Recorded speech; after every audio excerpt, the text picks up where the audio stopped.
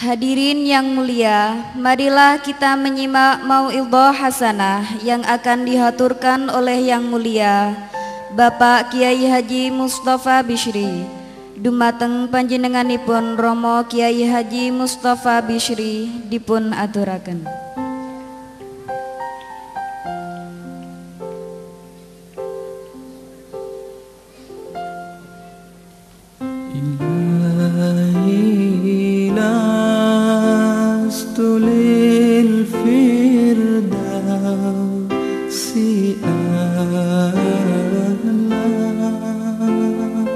Assalamualaikum warahmatullahi wabarakatuh.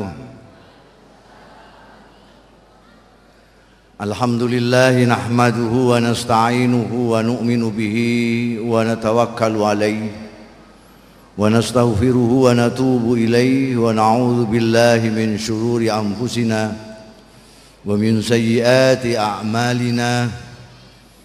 Man yahdihillahu fala mudilla lahu wa may yudlil fala hadiya lahu wa asyhadu an la ilaha illallah wahdahu la syarika lahu wa asyhadu anna Muhammadan abduhu wa rasuluh.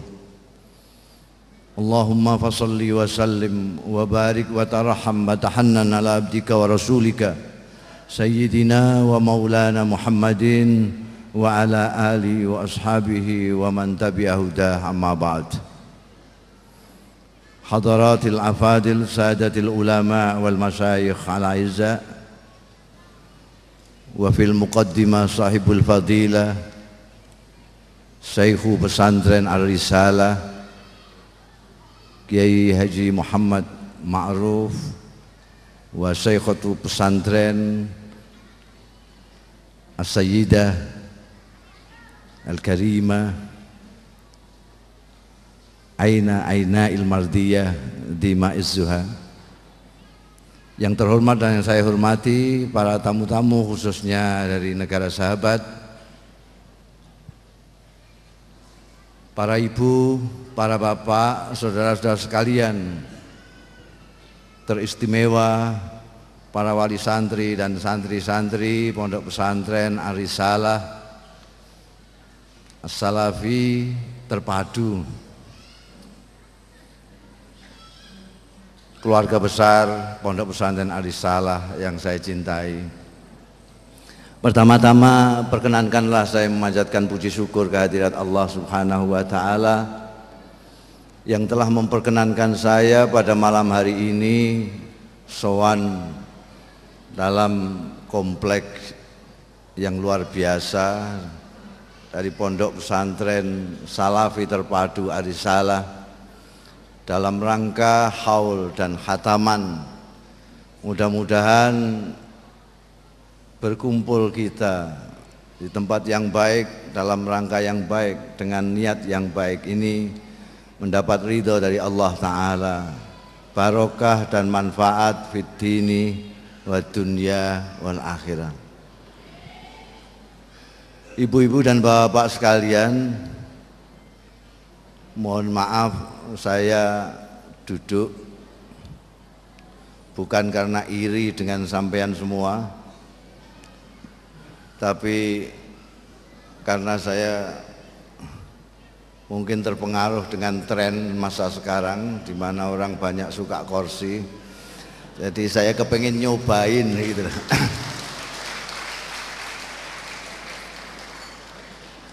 Ternyata memang enak kursi itu. Saya khawatir jangan-jangan saya nggak mau turun ini. Ibu-ibu dan bapak sekalian yang terhormat, malam ini sungguh menggembirakan dan mengharuskan kita bersyukur kehadirat Allah Subhanahu wa taala. Cuma bagi saya yang kedapuk untuk mau'idhah hasanah agak repot ini.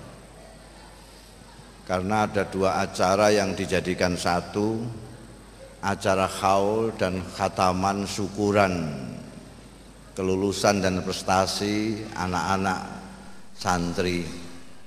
Ini dua acara yang saling bertentangan dijadikan satu. Karena haul itu adalah peringatan kewafatan. Jadi tidak boleh cengengesan. Kalau khol kok cengengesan artinya ya kualik udele. Karena ini mengenang para ulama masyayikh pesantren Luhur Lirboyo ini yang sudah sumare, sehingga kita harus prihatin. Sementara acara khataman syukuran ini harus bergembira karena mensyukuri prestasi yang sudah dicapai. Jadi ini bagaimana, yang satu harus prihatin susah, yang satu harus gembira, dibarengkan jadi satu. Tapi melihat kreatifnya pengasuh pondok pesantren ini, saya yakin ini bukan tidak disengaja. Karena memang kehidupan kita dan tolabul ilmi kita itu dibatasi dari mulai belajar sampai wafat. Minal mahdi ilal lahdi. Mungkin ada yang berpikir, kenapa kok Rasulullah Shallallahu Alaihi Wasallam yang diperingati bukan wafatnya tapi kelahirannya, sementara kiai-kiai yang diperingati bukan hari lahirnya tapi hari wafatnya. Atau mungkin tidak ada yang berpikir ke sana, karena orang Indonesia memang sudah lama tidak berpikir. Kalau kita pikirkan, memang berbeda. Meskipun kiai-kiai itu adalah pelanjut perjuangan dari Rasulullah Shallallahu Alaihi Wasallam, tapi keduanya berbeda. Rasulullah Shallallahu Alaihi Wasallam sejak kelahirannya sudah merupakan fenomena alam. Kita mempelajari sejarah Rasulullah, bagaimana kelahirannya ditandai oleh fenomena-fenomena alam yang menunjukkan bahwa inilah manusia pilihan Tuhan yang akan memerangi kegelapan. Sementara penerus perjuangan Rasulullah, para kiai ini, di samping tidak maksum, itu belum bisa kita nilai sebelum tutup buku. Karena pengalaman menunjukkan banyak sekali kiai yang asalnya hebat sudah mendekati wali ngobos.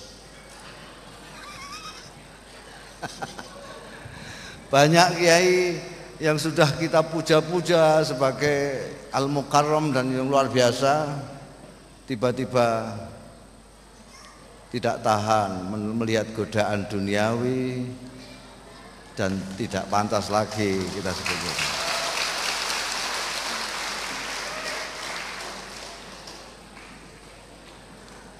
Sehingga kita harus tunggu sampai tutup. Kalau misalnya seperti Kiai Abdul Karim, Kiai Marzuki, Kiai Mahrus, sampai dengan wafat beliau mencurahkan, mewakafkan dirinya untuk masyarakat, untuk umat, dan itu sudah terbukti sampai beliau wafat. Maka patutlah beliau kita peringati untuk menjadi teladan bagi kita semua. Karena itu ayah saya almarhum Kiai Bisri Mustafa itu manti-manti itu pesan-pesan pada saya, jangan sekali-kali terlalu memuji, mengkultuskan orang yang masih hidup. Jangan-jangan di tengah jalan ngobos.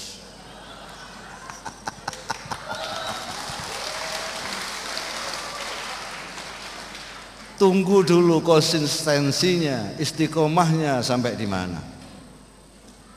Karena banyak sekali bajingan kemudian menjadi orang yang sangat soleh,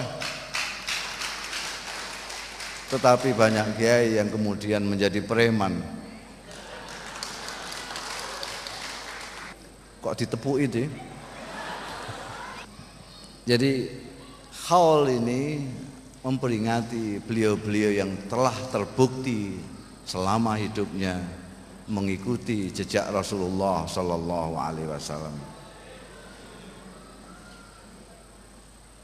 Dan haul begini di samping kita harus prihatin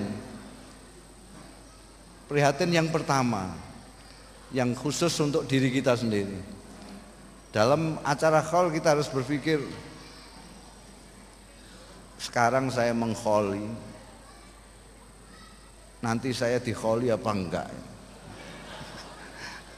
Apakah nanti saya seperti ayam kelindas mobil gitu aja, orang geger sebentar terus sudah, ataukah orang akan mengkholi setiap tahun? Ini keprihatinan yang pertama. Keprihatinan yang kedua, sehubungan dengan sabda Rasulullah Sallallahu Alaihi Wasallam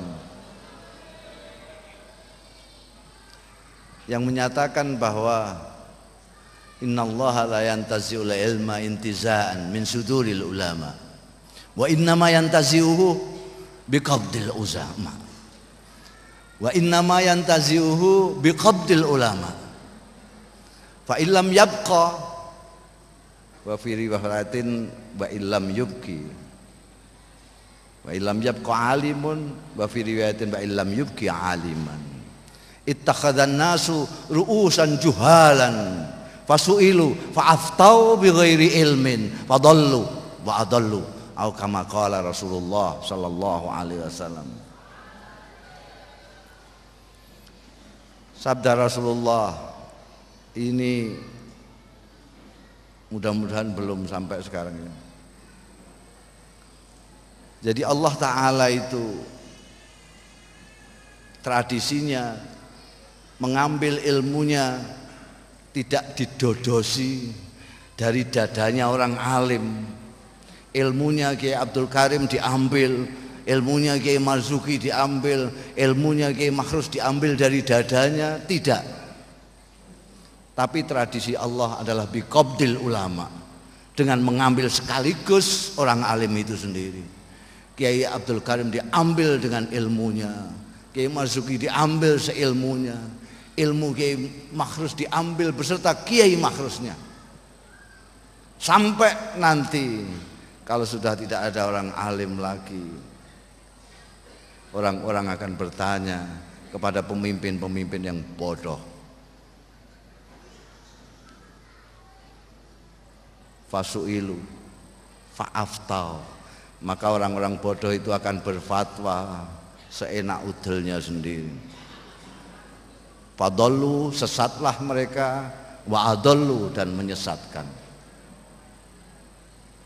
Anda bisa saksikan sekarang, terutama kalau bulan Ramadan, banyak kiai tiban di televisi itu. Mereka ditanya apa saja bisa menjawab apa saja karena ngawur.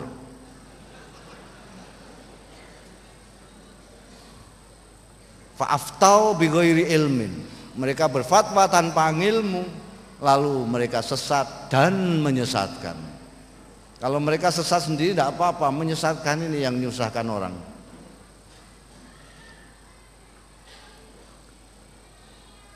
Kita prihatin priagung-priagung yang seperti Kiai Abdul Karim, Kiai Marzuki, Kiai Makhrus sudah tidak ada lagi.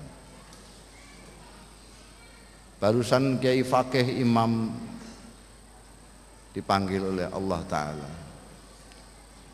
Barusan Kiai Fuad Hashim panggil, itu yang bangsa rodok-rodok gitu aja sudah diambili sama Tuhan. Sekarang Anda mencari yang seperti Kiai Makhrus seperti mencari jarum di antara jerami.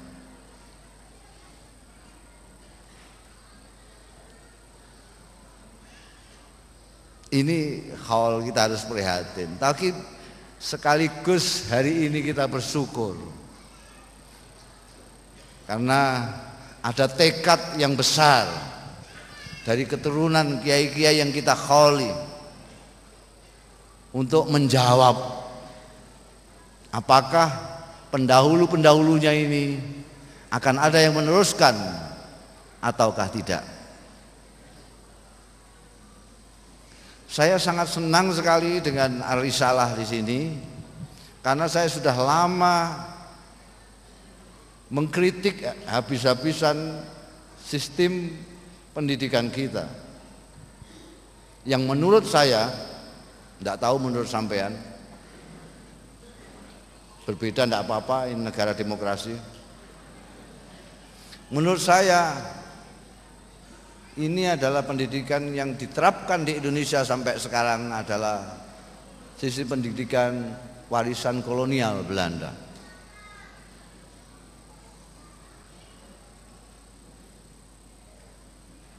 Sampai sekarang bahkan menteri-menterinya juga masih membebek apa yang digariskan oleh kolonialis Belanda, mendikotomikan antara pendidikan umum dan pendidikan agama, ilmu umum dan ilmu agama.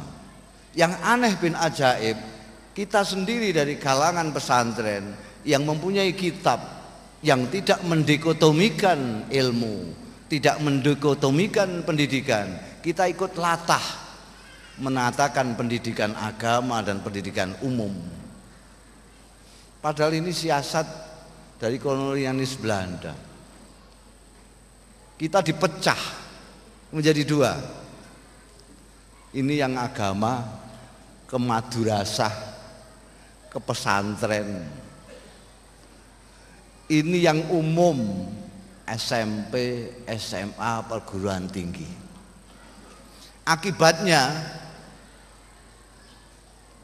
yang di SMP, SMA nggak ngerti akhirat. Yang di madrasah dan pesantren nggak ngerti dunya. Makanya jangan heran kalau banyak kiai yang dimain-maini sama ahli dunya.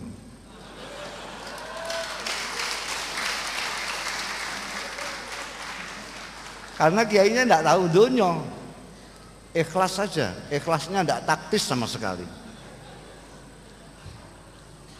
Ngelawan orang dunia dilawan dengan husnudzon, dengan ikhlas yang tidak taktis, ya sudah. Allahu Akbar 4 kali.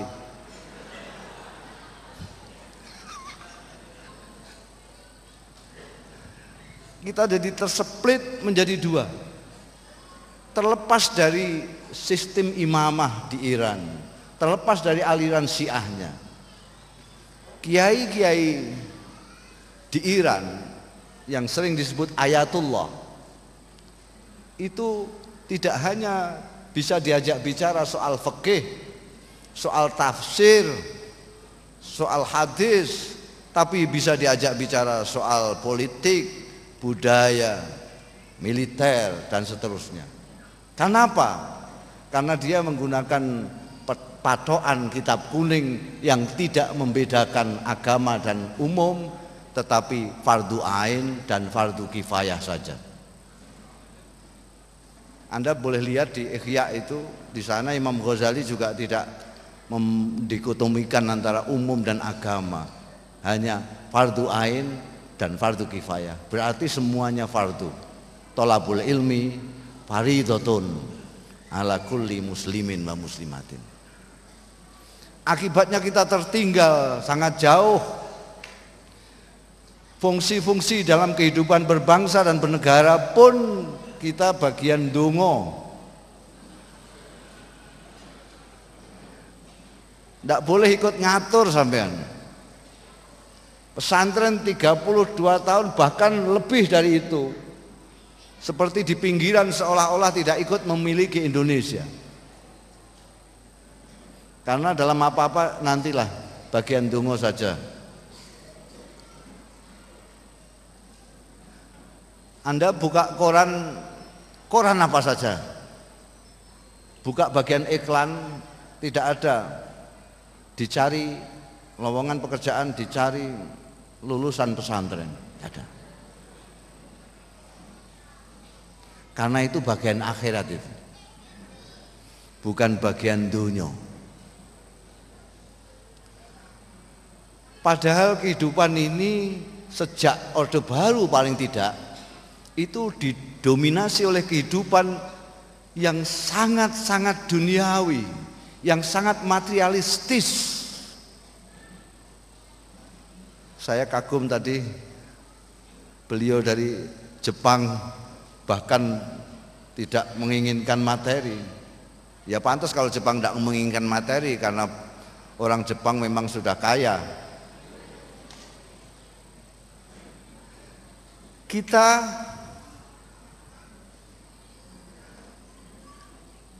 yang di agama tadi ya di kotak di agama untuk akhirat. Ini bagaimana bisa melawan lingkungan yang duniawi sekian besarnya. Omong kosong. Omong kosong. Dunia yang dikuasai oleh materi, oleh kehidupan duniawi. Bagaimana orang yang berpikir tentang akhirat bisa hidup di tengah-tengah itu tanpa terpengaruh? Omong kosong. Seorang Muddin saja, Muddin itu akronim dari Imamuddin. Pemimpinnya agama di desa itu namanya Muddin. Muddin saja di bawah sadarnya ini sudah materialistis. Kalau dia diundang orang kaya, tahlilnya 1000 kali. Kalau dia undang oleh orang melarat, cuma baca kulhu lalu dongo. Seorang mubalek habis dakwah mengajak fi sabilillah, pulang tangannya digini-ginikan, lihat tipis tebalnya amplopnya. Ngaku atau tidak ngaku, kita kalah. Lihat saja sekarang bagaimana keranjingannya santri-santri ketika ada tawaran menggiurkan. Saya terus teringat, kok Muhammad bin Malik sudah meramalkan jauh ratusan tahun yang lalu, kamu tagi jahin wamalan manahat. Kok bisa manahat? Itu kan orang NU itu. Kamu tagi jahin wamalan manahat.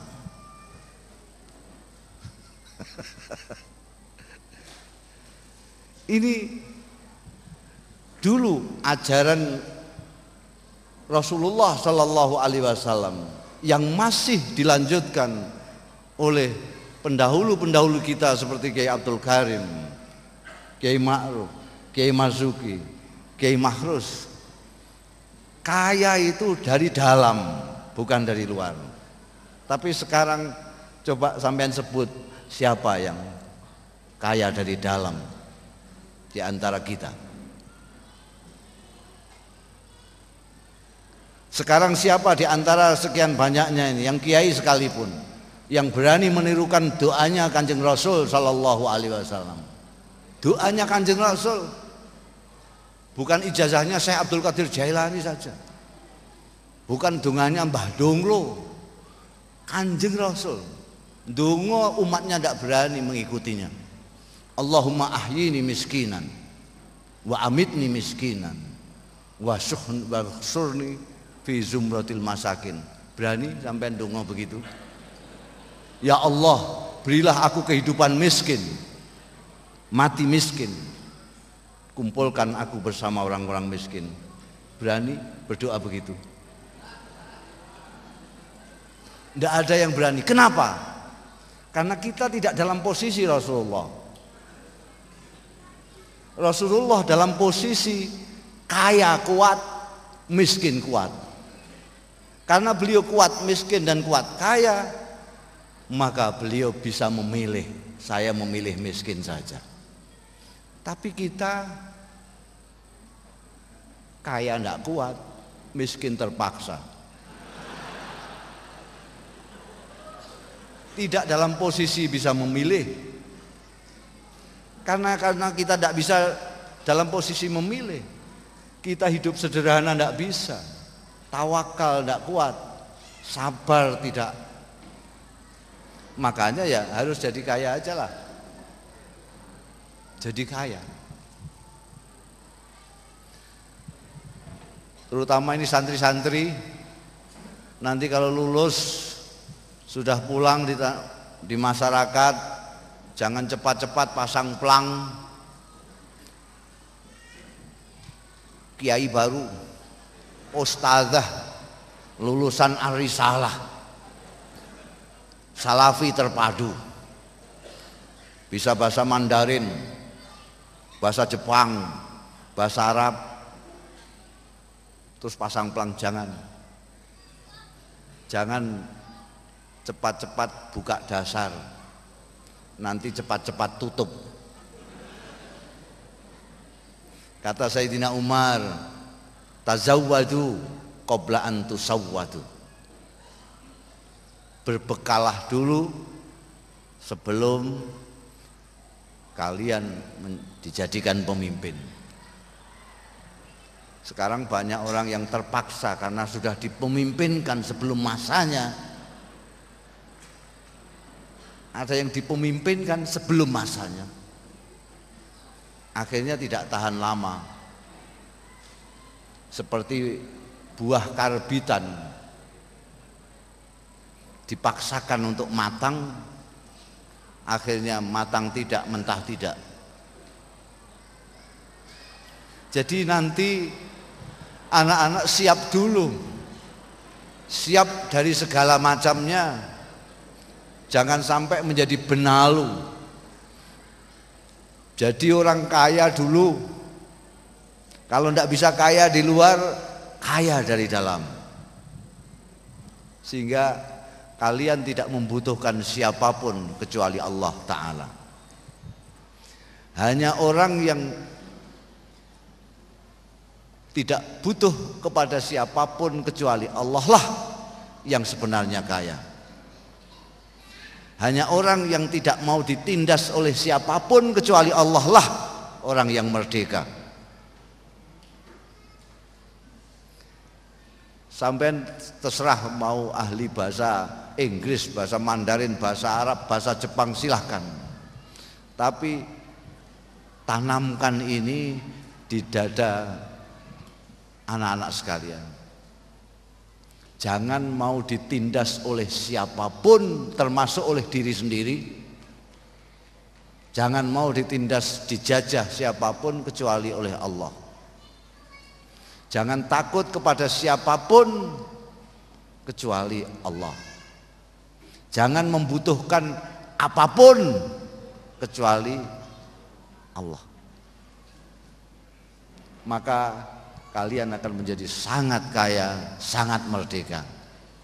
Hanya orang merdeka yang bisa kreatif, bisa berpikir jernih, bisa bermanfaat tidak hanya untuk dirinya sendiri, tapi untuk orang yang lain. Kalau seseorang alim tidak bermanfaat kepada sekelilingnya, maka apa bedanya dia dengan orang bodoh? Tidak ada bedanya. Yang membedakan orang alim dengan orang yang bodoh, orang alim bermanfaat pada sekelilingnya, dan orang bodoh hanya mencelakakan dirinya sendiri. Kembali, kenapa saya merasa bersyukur di sini? Karena Ar-Risalah menjawab, tidak mau lagi didikotomikan. Kamu harus belajar ini saja, ini saja. Itu umum, jangan sentuh, tidak. Di sini ada bahasa asing dipentingkan. Dan nanti santri-santri ini tidak hanya kenal Saudi Arabia tok, tapi kenal Jepang. Di Jepang juga ada tokoh-tokoh agama Islamnya. Meskipun saya belum pernah ke Jepang, saya tahu di Amerika juga ada tokoh. Dan satu hal, saya sudah pernah ke Eropa, dan ini suatu takdir semata-mata. Karena kalau dibayangkan saya itu hanya mondok tok dan betul-betul santri Kendilen. Saya nyantri itu di Lirboyo yang pada waktu itu masih sangat-sangat kolot lah. Maca koran aja ndak boleh, maca majalah ndak boleh, ndelok bal-balan gak oleh, celananan ndak boleh. Sekarang Gus Idris desinan bareng.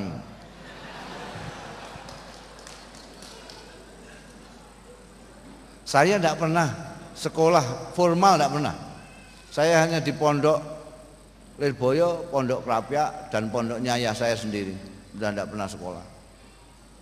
Betul-betul santri Kendilen. Kok saya tiba-tiba diundang ke Jerman, ke Eropa. Mungkin orang sana yang gila ya.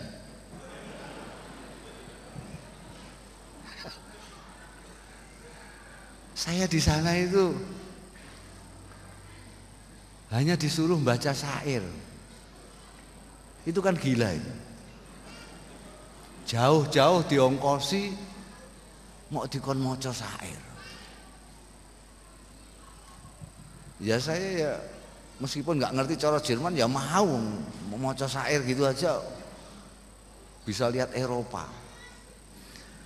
Ketika saya mau berangkat ke Eropa, saya itu gundah sekali. Pikiran saya gundah. Wah, saya ini pada waktu itu Ramadan. Puasa-puasa kok mau pergi ke negaranya orang kafir, ini gimana ini? Nanti sembahyang saya bagaimana, puasa saya bagaimana?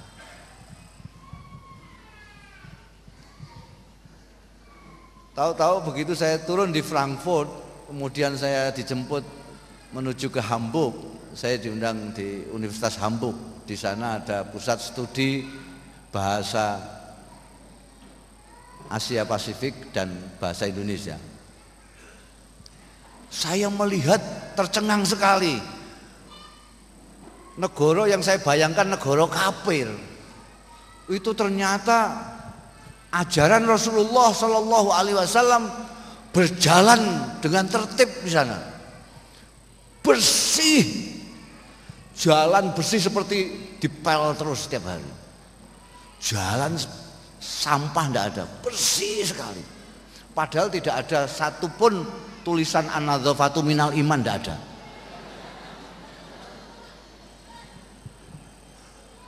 Di sini itu setiap pasar ada tulisan an-nadzafatu minal iman, masih diterjemahkan bahasa Indonesia bahwa kebersihan itu adalah bagian dari iman. Itu sampahnya masya Allah kayak gunung. Disiplinnya, padahal mereka nggak salat. Kalau orang Islam disiplin sudah pantas karena dia disiplin, diajarin mulai 7 tahun sudah salat kok. Tet subuh, salat subuh, tet duhur, salat duhur, tet asar, salat asar. Mereka itu disiplinnya luar biasa. Jam setengah 12 malam, sepi jalan perempatan itu. Saya mau nyabrang, tidak ada mobil lewat, tidak ada. Saya mau nyebrang itu, kok saya lihat kok banyak orang di sini kok pada berdiri tidak nyebrang. Kenapa orang-orang pada nyebrang? Ternyata di sana ada gambar orang berdiri merah. Artinya orang nyebrang tidak boleh. Nanti kalau sudah hijau baru boleh. Tapi pikir saya, loh sepinya kayak gini aja kok. Saya sudah ingin melayu saja saya. Tidak sabar, dingin waktu itu. Dinginnya begini kok berdiri di trotoar enggak nyabrang-nyabrang, hanya nunggu hijaunya gambar orang di sana. Saya sudah mau lari saja. Karena kebiasaan di Indonesia kan tidak urusan itu. Ada mobil banyak aja nyabrang, apalagi tidak ada mobil. Tapi saya malu. Malu tidak kepada orang-orang, kepada anjingnya orang kafir ini. Ada anjing itu begini aja, juga nggak mau jalan. Begitu hijau, anjingnya lari. Saya mikir, masa saya kalah sama anjingnya orang kafir?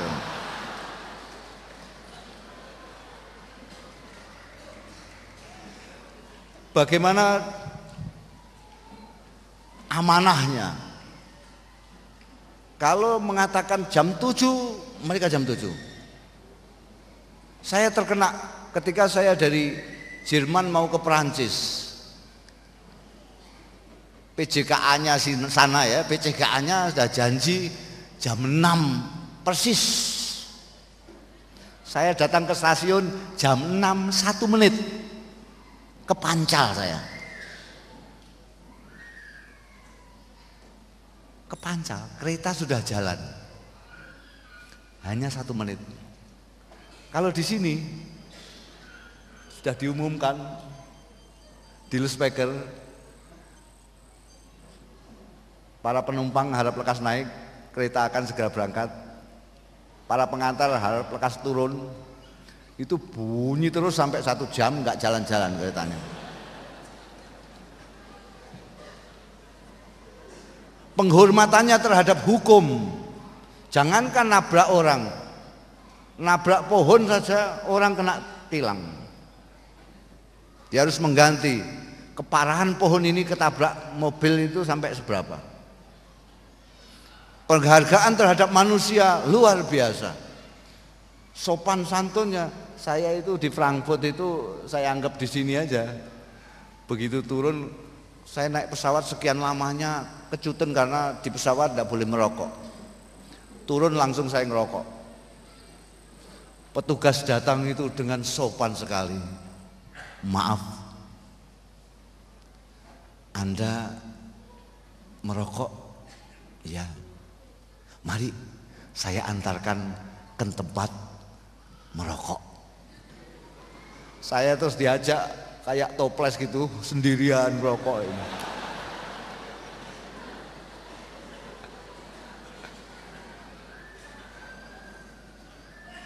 Saya lalu berpikir, ini nanti yang masuk surga itu siapa? Apa yang sholat terus tapi tidak mengikuti ajaran Rasulullah, atau yang melaksanakan ajaran Rasulullah tapi tidak sholat seperti mereka itu? Ini akibat itu tadi, diiris-irisnya. Ini agomo, ini tidak, ini tidak. Akhirnya kita anggap bangsa urusan disiplin, urusan donya, urusan kebersihan, karena itu bangsa kebersihan, ndak ada nahwu sorobnya donya. Soal penghargaan kepada manusia urusan donya, soal kebangsaan donya. Akhirnya kiai sakake kiai itu kasihan. Mau apa-apa kan sulit, karena sudah dikatakan ini kiai ini adalah ahli agama yang tidak boleh deket-deket dengan dunia lah. Coba misalnya Kiai Anwar ini ngempit ayam ke pasar, coba pasti orang ribut itu. Ini ada kiai kok ngempit ayam ini. Loh, kiai kok ngempit ayam, loh mau saya jual. Loh, kiai kok menjual ayam, lu memang punya saya ayam. Kiai jual ayam tidak boleh. Kiai kok di kaki 5, marung di kaki 5 itu beli goreng bebek di pinggir jalan, pasti ribut orang. Kiai kok marung di pinggir jalan, apalagi kiai berpolitik.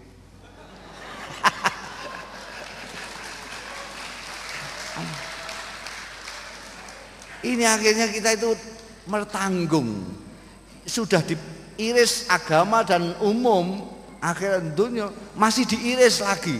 Agama ini pun niru model modernisasi. Konon tren kecenderungan modernisasi itu adalah spesialisasi.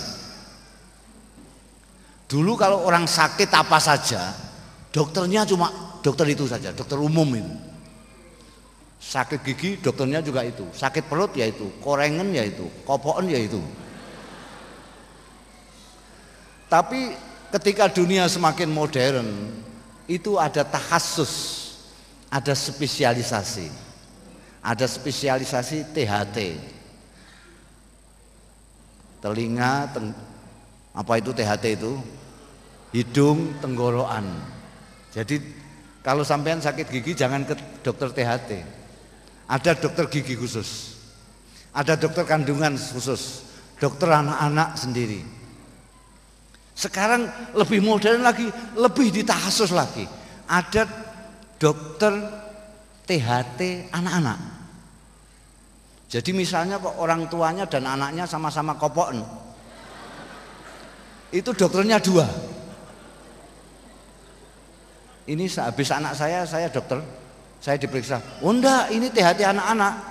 Kalau sampean itu ada lagi dokternya sendiri.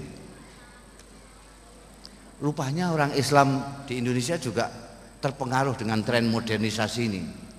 Jadi orang Islam pun sekarang model takhasus. Ada yang spesialisasi salat tok. Ya sembahyang, pokoknya sudah sembahyang sudah merasa Islam lah. Ada yang spesialisasi haji. Pokoknya kalau sudah haji ya sudahlah, korupsi apa nggak apa-apa lah. Korupsi kan urusan dunia, itu bukan urusan agama. Sing urusan agama kajinya. Nanti saya khawatir jangan-jangan ada spesialisasi takhasus wudu. Jadi wudu tok menawa wis pokoke.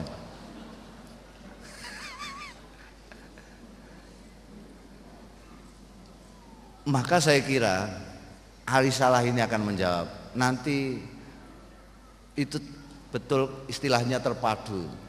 Jadi tidak lagi teriris-iris gitu. Kita lalu menjadi orang yang sepotong-sepotong gitu. Baru dikumpulkan, baru jadi utuh. Tapi nanti kita menjadi orang yang utuh. Kiai itu juga bisa ngimami sembahyang, ngimami tahlil ya bisa. Diajak ngomong budaya ya jalan, diajak ngomong bahasa Mandarin karena mau bisnis keong apa-apa gitu.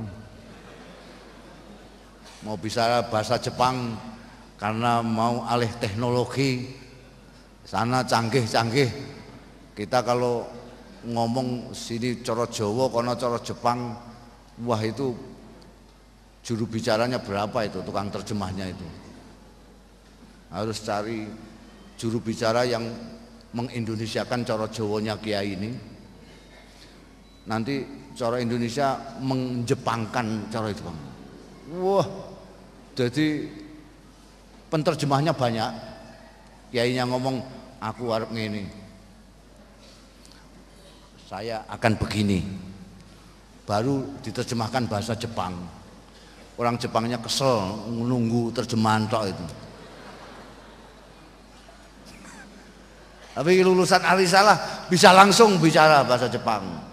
Arigato haishimashita. Begitu ya. Ketemu orang Cina bisa kamsia.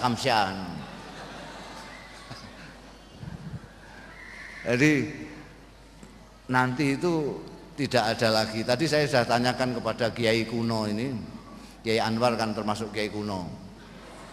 Kalau nyanyi Aina itu wah nyanyi modern gitu ya.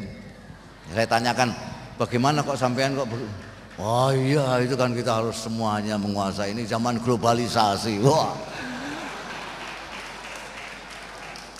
Jadi mudah-mudahan ini nanti yang menjawab. Jadi itu satu kritik saya terhadap pendidikan nasional. Kritik saya yang kedua, sebelum saya sampaikan kritik saya ini kepada sistem pendidikan nasional, saya akan tanya kepada Anda sekalian, logiskah, mantikikah apabila saya mengatakan bahwa pemimpin-pemimpin sekarang ini, pemimpin kita sekarang ini adalah produk dari pendidikan kita selama ini? Logis apa enggak? Bahwa pemimpin-pemimpin saat ini adalah produk hasil dari pendidikan kita selama ini. Sampai setuju nggak itu? Kalau setuju, pertanyaan berikutnya, sudah puaskah Anda dengan pemimpin-pemimpin sampean yang sekarang ini? Kalau Anda tidak puas, tapi sistem pendidikannya masih tetap begini, sampai kiamat kurang 2 hari Anda akan tidak puas terus.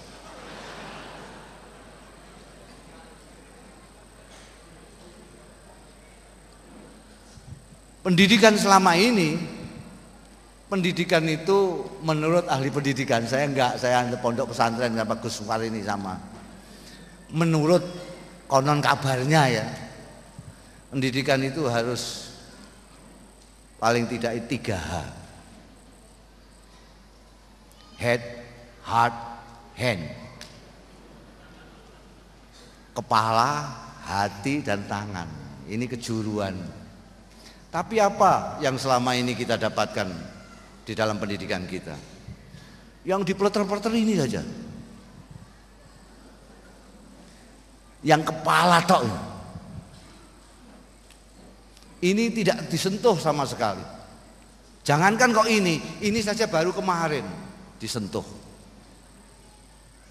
Pendidikan kejuruan baru kemarin. Ini sama sekali. Orang mengukur kecerdasan orang, mengukur hebatnya orang dari IQ, intelligence quotient. Kalau IQ-nya tinggi, hebat itu. Gus Dur itu ketika di KPU oleh Ikatan Dokter Indonesia, IQ-nya tertinggi 140. Pak Wiranto konon kabarnya 138, 2 angka di bawah Gus Dur.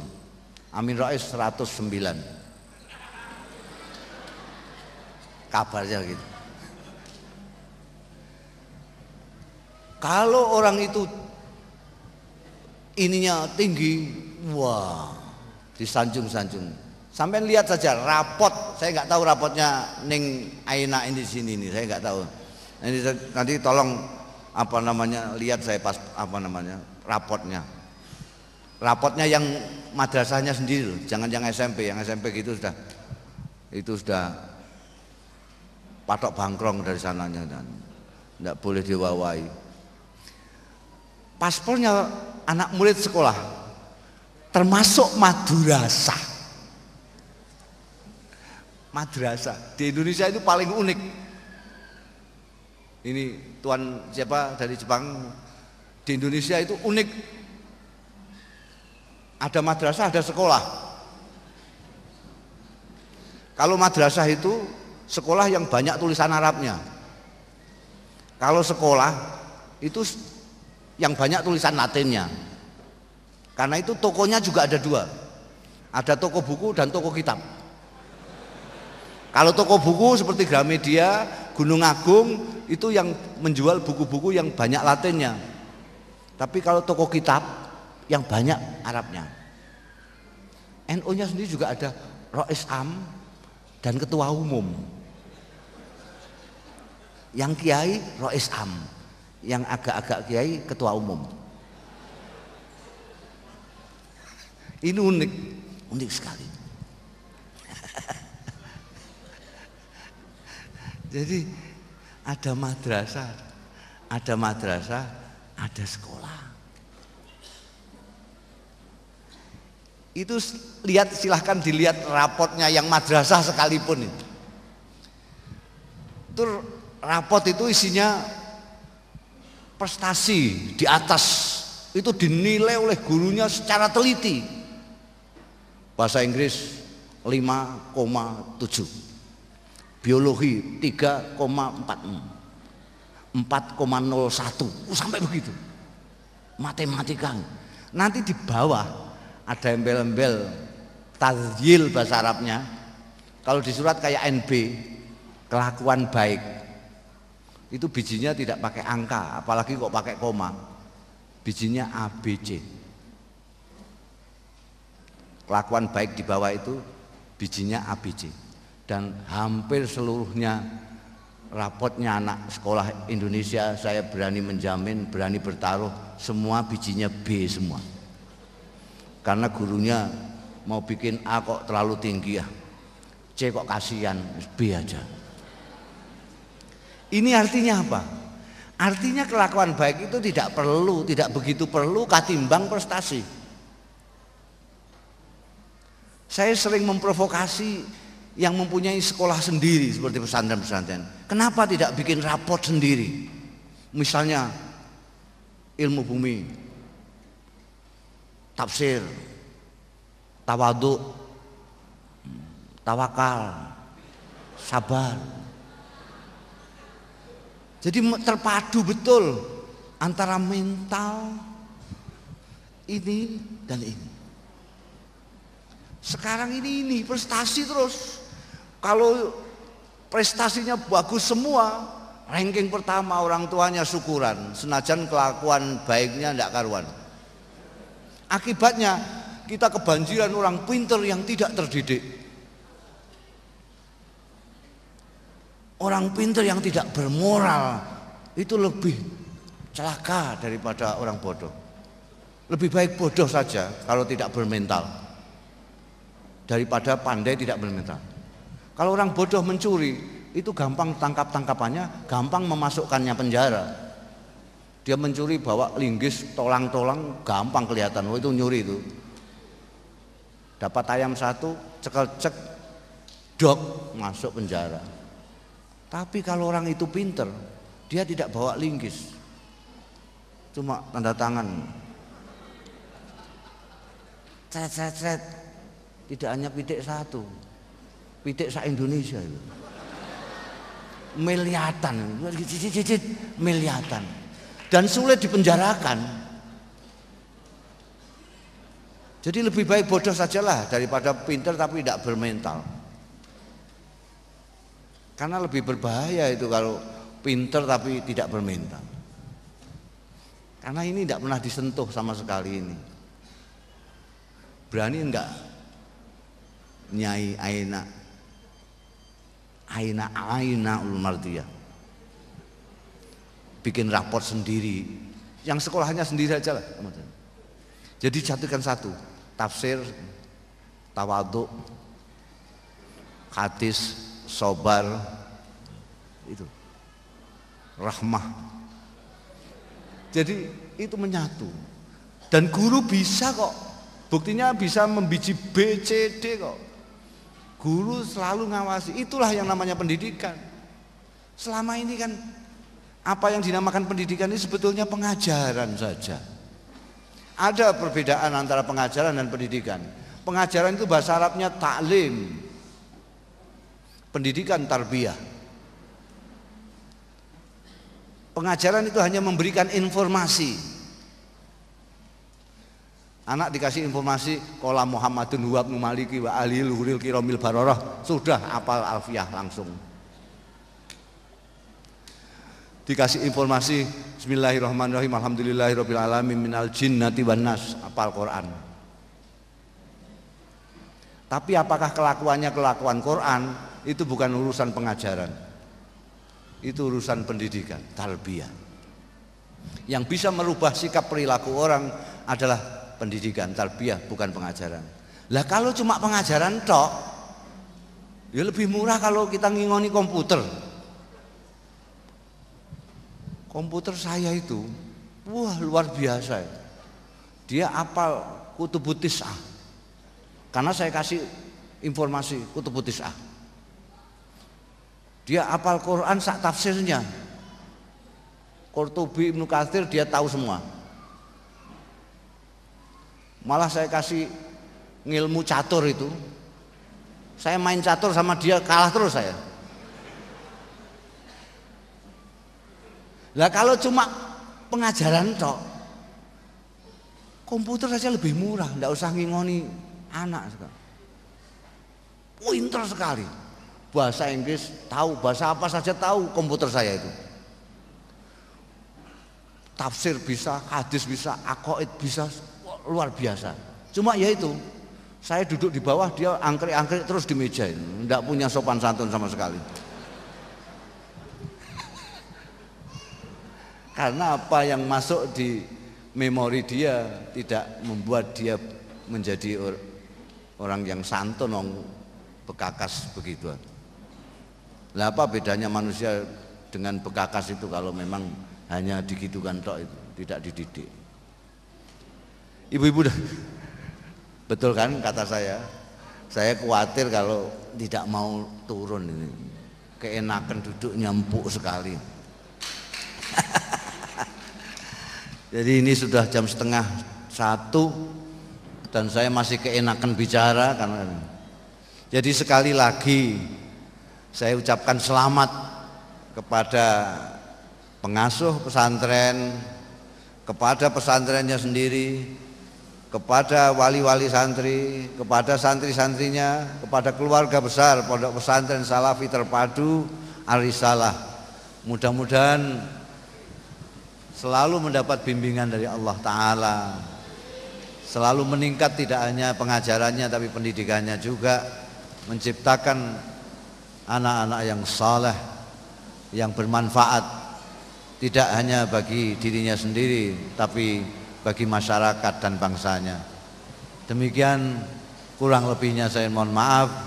Wallahu yuwaffiquna ila ma fihi khairul Islam wal muslimin, khairu Indonesia wa Indonesiin. Wa astaghfirullahal azim li wa lakum wal afu minkum. Wassalamualaikum warahmatullahi wabarakatuh.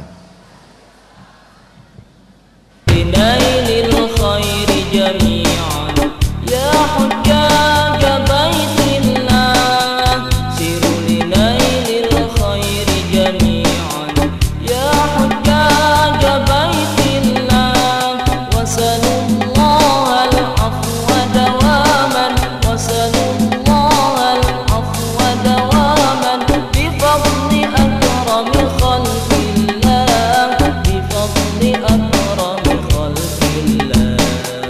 Siru linailil khairi jami'an ya hujjaj baitillah, siru linailil khairi jami'an ya hujjaj baitillah, wasallallahu al-afwa dawaman, wasallallahu al-afwa dawaman, bifadli akramil khalqillah, bifadli akramil khalqillah.